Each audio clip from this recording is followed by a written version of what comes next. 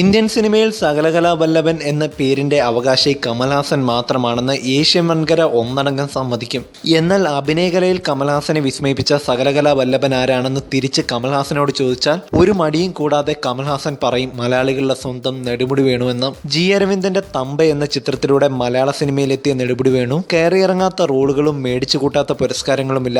നടനായും രചയിതാവായും സംവിധായകനായും നായകനായും സഹനായകനായും വില്ലനായും കൊമേഡിയനായും അച്ഛനായും അപ്പൂപ്പനായും 3.5 പതിറ്റാണ്ട് കാലമായി വേണു മലയാള സിനിമയോടൊപ്പം യാത്ര തിരിച്ചിട്ട്. കാറ്റത്തെ കിളിക്കൂട്, അമ്പട ഞാനെ, ഒരു കഥ, നുണക്കഥ, സവിധം തുടങ്ങിയ ചിത്രങ്ങളുടെ കഥാകാരനായ നെടുമുടി വേണു അവസാനമായി എഴുതിയത് മോഹൻലാലിന്റെ രസം എന്ന ചിത്രത്തിന്റെ സംഭാഷണമാണ്. 1989 പൂരം എന്ന ചിത്രത്തിലൂടെയായിരുന്നു സംവിധാനത്തിൽ കൈവച്ചത്. പൂരം ബോക്സ് ഓഫീസിൽ പരാജയപ്പെട്ട കാരണം പിന്നീട് നെടുമുടി വേണു സംവിധാനത്തിന് മുതിർന്നില്ല.